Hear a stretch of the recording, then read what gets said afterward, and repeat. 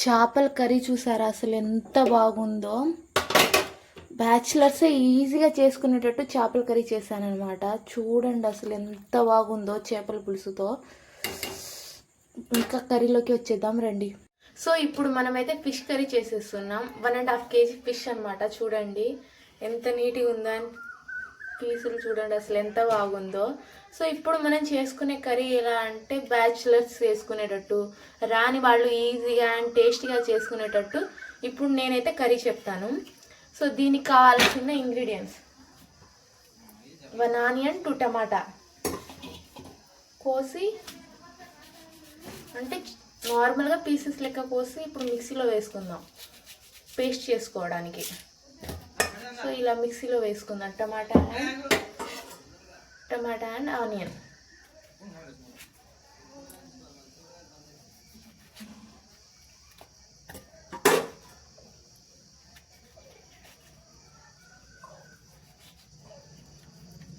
ఇప్పుడు మనం ఫిష్ కర్రీలో చింతపండు మెయిన్ అనమాట. చింతపండు లేకుండా ఫిష్ కర్రీ అస్సలు బాగోదు. సో చింతపండు 1.5 kgకి నేను ఇంత చింతపండు తీసుకున్నా. ఎక్కువ పులుపు ఉండకూడదు, అలా అని తక్కువ ఉండకూడదు, మినిమంగా ఉండడానికి. సో నేను ఇంత తీసుకుంటున్నా. చూడండి తీసుకొని ఇంకా నానబెట్టేస్తున్నా వాటర్. కర్రీకి ఒక 1/2 అవర్ ఉందన్నప్పుడు నానబెట్టుకుంటే టేస్ట్ కూడా చాలా బాగుంటుంది. ఇప్పుడు గ్రైండ్ పట్టేద్దాం. ఇందాక స్టవ్ వెలిగించి కడాయి హీట్ అయిన తర్వాత ఆయిల్ వేసుకుందాం. కొంచెం ఈ కర్రీలో ఆయిల్ ఎక్కువ వేసుకుంటేనే టేస్ట్ బాగుంటుంది. మరీ ఎక్కువ కాదు, కొంచెమే.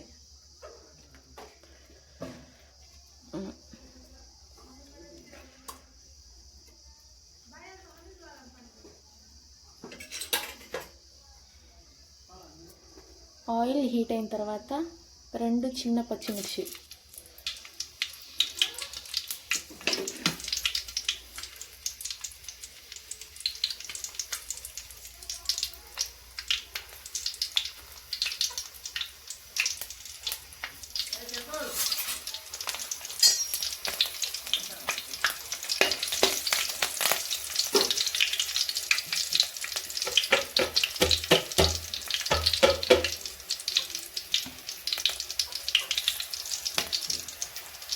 ఇప్పుడు ఆనియన్ అండ్ టమాటా మిక్సీ పట్టుకున్న పేస్ట్,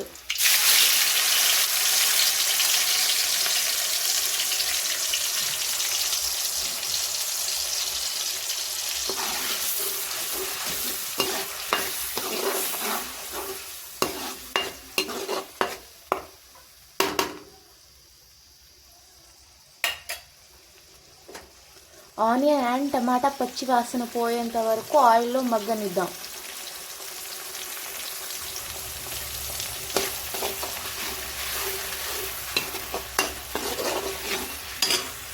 టమాటా ఆనియన్ పేస్టు పచ్చి వాసన పోయి ఇలా ఆయిల్ తేలినప్పుడు అల్లం వెల్లుల్లి పేస్ట్ వేసుకుందాం.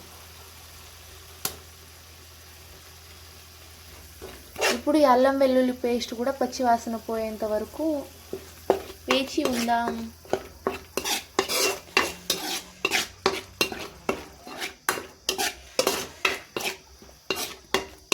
ఒక 10 నిమిషాలు మగ్గనిస్తే అల్లం వెల్లుల్లి పేస్ట్ పచ్చి వాసన కూడా పోతుంది. అల్లం వెల్లుల్లి పచ్చి వాసన మొత్తం పోయింది. సో ఇందులో కారం యాడ్ చేద్దాం. నేను 1.5 kg తీసుకున్నా కాబట్టి ఇక్కడ 2 స్పూన్ కారం వేసుకుంటున్నా. మీకైతే అంటే స్పైసీ కావాలంటే 3 స్పూన్ కూడా వేసుకోవచ్చు. 2 స్పూన్ అండ్ 1 స్పూన్ పసుపు. ఇప్పుడు కారం పచ్చి వాసన పోయేంత వరకు మగ్గనిద్దాం.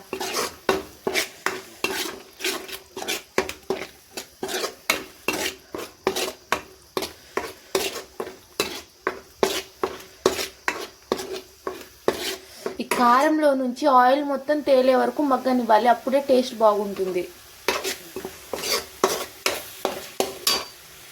ఇక్కడ చూసారా కారం పచ్చి వాసన పోయింది అండ్ ఆయిల్ బయటికి తేలుతుంది.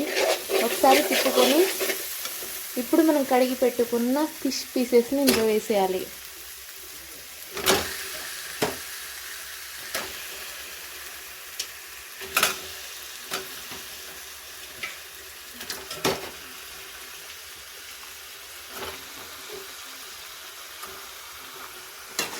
ఇప్పుడు ఈ పేస్ట్ మొత్తం ఈ ముక్కలకి పట్టేలా మొత్తం కలుపుకోవాలి.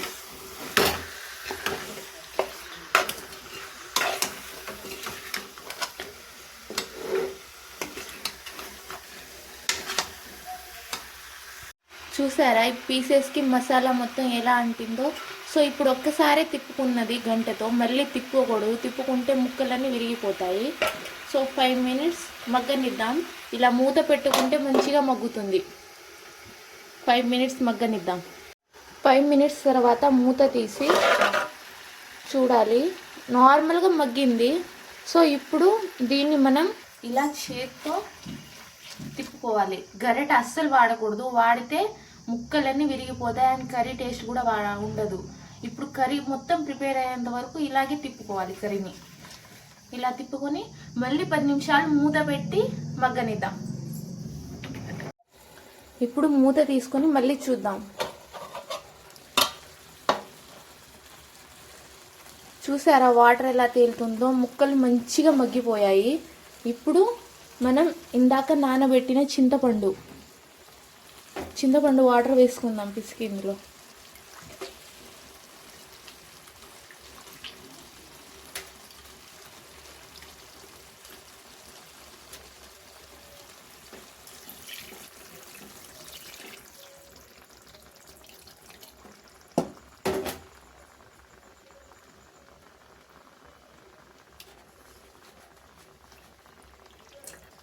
ఈ ముక్కలన్నీ మునిగేంత వరకు మనం వాటర్ వేసుకోవాలి. అప్పుడే పులుసు టేస్ట్ బాగుంటుంది. మరీ మునిగేంత వరకు కాదు, కొంచెమే అనమాట. ఇక్కడ దాకా కనిపిస్తుంది, కొంచెం లైట్గా పులుసు యాడ్ చేసుకుందాం. సో ఇందాక చేతితో తిప్పుకున్నాంగా, అలా మళ్ళీ తిప్పుకుందాం. గరిట అస్సలు వాడకూడదు ఈ కర్రీలో. పులుసు పోసిన తర్వాత ఇక చేతితో తిప్పుకుంటున్నా. ఈ మసాలా మొత్తం వచ్చేయాలి పులుసుకి. ఇలా మొత్తం కలిపేసిన తర్వాత మళ్ళీ స్టవ్ మీద పెట్టేద్దాం. ఇప్పుడు చూసారా తిప్పిన తర్వాత మసాలా మొత్తం ఎలా వచ్చేసిందో. ఇప్పుడు 10 నిమిషాలు మూత పెట్టేసి మగ్గనిద్దాం. అండ్ ఇప్పుడు ఏంటంటే చివర్లో వేసుకునే మసాలా,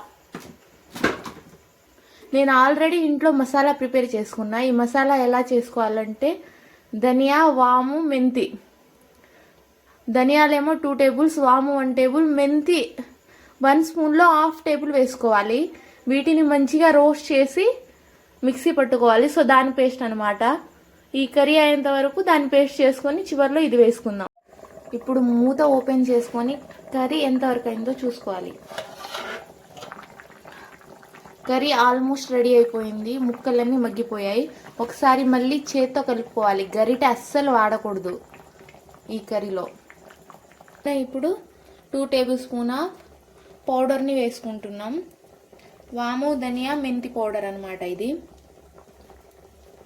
2 స్పూన్ వేసుకున్నప్పుడు మనం అసలు ఇందులో సాల్టే వేయలేదన్నమాట. సో ఇప్పుడు ఇందులో కరెక్ట్గా 1 టేబుల్ స్పూన్ సాల్ట్ వేస్తే ఈజీగా సరిపోతుంది. చూడండి 1 టేబుల్ స్పూన్. ఇప్పుడు మూత పెట్టి 10 నిమిషాలు సిమ్లోనే మగ్గనిద్దాం. కర్రీ అయిపోవడానికి వచ్చింది కాబట్టి 10 నిమిషాలు సిమ్లోనే మగ్గితేనే ఆ మసాలా మొత్తం ముక్కలకి పట్టి టేస్ట్ అనేది చాలా బాగుంటుంది. ఇప్పుడు మూత తీసి కర్రీలో సాల్ట్ సరిపోయిందా లేదా అని చూసుకొని ఆఫ్ చేయడమే. టేస్ట్ చూద్దాం అన్నీ సరిపోయాయా లేదా అనేది.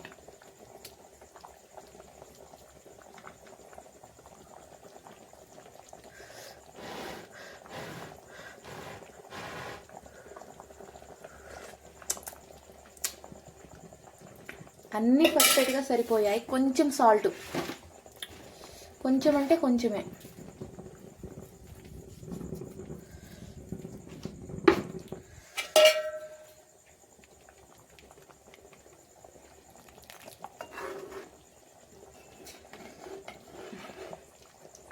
సో మన ఫిష్ కర్రీ రెడీ అయిపోయింది. చూడండి ఎంత సింపుల్గా ఈజీగా ఫిష్ కర్రీ రెడీ అయిపోయిందో.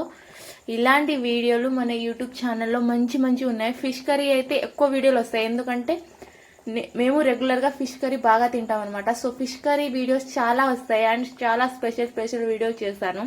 సో ఈ వీడియో కానీ మీకు నచ్చినట్టయితే ఒక లైక్ అండ్ సబ్స్క్రైబ్ చేసుకోండి నా యూట్యూబ్ ఛానల్ని. బాయ్.